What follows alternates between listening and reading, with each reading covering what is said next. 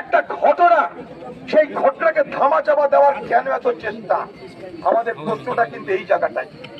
আমরা এখানটা কোনো বোমা গুলি পিস্তল নিয়ে আসিনি। যেহেতু সন্দেশকারী ঘটনায় আমরা সবাই বিব্রত বোধ করছি, সন্দেশকারী ঘটনা নিয়ে সারা দেশ জুড়ে আলোচনা হচ্ছে, তাই বাংলার মানুষ হিসাবে, বাংলার জনপ্রতিনিধি হিসাবে আমাদেরও কৌতূহল, আমাদেরও জিজ্ঞাসা, কি হয়েছে সন্দেশকালীর মানুষের কাছে জানবার চেষ্টা করছি। এটার মধ্যে কোনো অন্যায় আছে? এটার মধ্যে কোনো অপরাধ আছে? এখানকার পুলিশ বাহিনী, সরকার ড্রোন উড়িয়ে সব দেখছেন। এখানে কোনো বোমাবাজি করতে আসেনি। আমরা ভদ্রভাবে বলতে এসেছিলাম সন্দেশখালীতে প্রবেশ কেন আমাদের জন্য নিষিদ্ধ। হাইকোর্ট বলছে 144 ধারা উঠিয়ে দাও। তারপরেও এখানকার পুলিশ শতপবিত্র হয়ে তৃণমূল নেত্রী মমতা ব্যানার্জির নির্দেশে এখানে বিভিন্ন জায়গায় 144 ধারা জারি করেছে। সেটাও তো পুলিশ বলতে পারে নাকি?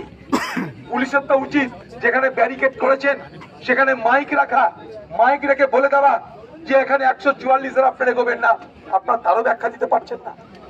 আমাদের মিছিল যাতে আটকানো যায় তার জন্য আমাদেরই ঘরের মা বোন যারা আজকে পুলিশ বাহিনীতে আছে, আমরা তাদের জন্য গর্ববোধ করি। শুধু পশ্চিমবঙ্গেই পুলিশ বাহিনীতে মহিলা নেই, সারা ভারতবর্ষের সামরিক বাহিনীতেও আছে। আমরা চাই বাংলার শুধু নয়, ভারতবর্ষের মহিলারা এগিয়ে আসুন। কিন্তু আমাদের যখন প্রতিবাদ, সেই প্রতিবাদকে সামনে রেখে মহিলা পুলিশদের খাড়া করে দিয়ে আপনারা কি বার্তা দিতে চাইলেন?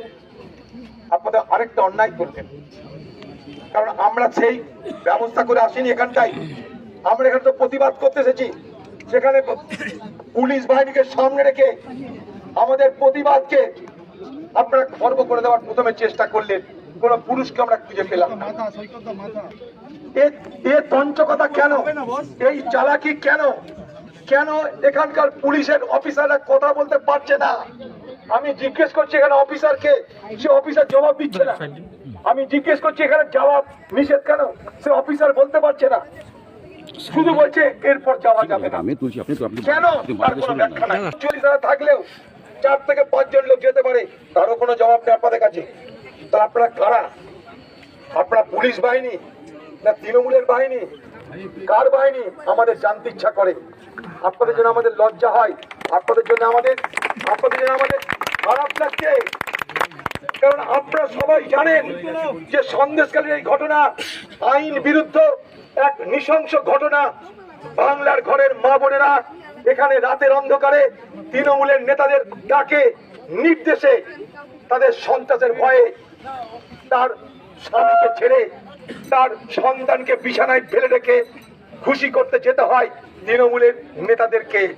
তৃণমূলের নেতাদের যৌন ক্ষোধা মেটানোর জন্য বাংলার ঘরের মা বোনদের তাদের বিছানা ছেড়ে, সন্তান ছেড়ে, স্বামী ছেড়ে তৃণমূল নেতাদের দপ্তরে গিয়ে তাদের যৌন লিপ্সা পূরণ করতে হয়।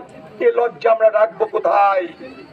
বাংলার মুখ্যমন্ত্রী, আপনি একজন মহিলা হয়েও আপনার কোন রকম বিবেকের দংশন হচ্ছে না? মামাটি মানুষের নেত্রী হয়েও আপনার একবার বিবেকের দংশন হচ্ছে না যে যাই একবার দেখে আসি যে সন্দেশকালীর মা বোনেরা কেন কাঁদছে, কেন এত প্রতিবাদ করছে? যারা সকাল থেকে রাত পর্যন্ত দুবেলা দুমুঠো খাবার জন্য সংগ্রাম করে, প্রতিদিন মাথার ঘাম পায়ে ফেলে মেহনত করে, তারা হঠাৎ কেন রাস্তায় বেরিয়ে প্রতিবাদ করছে? একবার কি আপনার জানতে ইচ্ছা করলো না? বাংলার মুখ্যমন্ত্রী, আমাদের ঘরের মা বোনেরা তারা কি আজকে বাজারের আলু, পটল, বেগুন যা খুশি তাই করা যাবে? আজকে বাংলায় আপনি কি সংস্কৃতি চালু করছেন? আরো ভয়ঙ্কর খেলা খেলছেন আপনি। বাংলার মুখ্যমন্ত্রী আরেকটা ভয়ঙ্কর খেলা খেলছেন। আজকে সন্দেশখালীর উপরে এই ঘটনা ঘটার পরিপ্রেক্ষিতে সারা রাজ্য জুড়ে, সারা দেশ জুড়ে যে নিন্দার ঝড়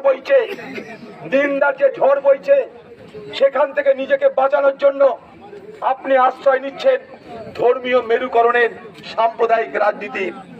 আপনি বোঝাতে চাইছেন আদিবাসীদের সঙ্গে, শিডিউল কাস্টদের সঙ্গে মুসলমানদের মারামারি। এ মারামারি নাকি আগেও হয়েছে 7-8 বছর আগে। আপনি প্রমাণ করতে চাইছেন যে সন্দেশকালীর ঘটনা আদিবাসীদের, গরিব মানুষের সঙ্গে এখানকার মুসলমানদের মারামারি, এটা প্রমাণ করতে চেয়ে আরেকটা অপরাধ করলেন আপনি। অপরাধটা কি জানেন? সারা বাংলার এবং সারা ভারতবর্ষের মুসলিম সমাজকে আপনি কলঙ্কিত করলেন।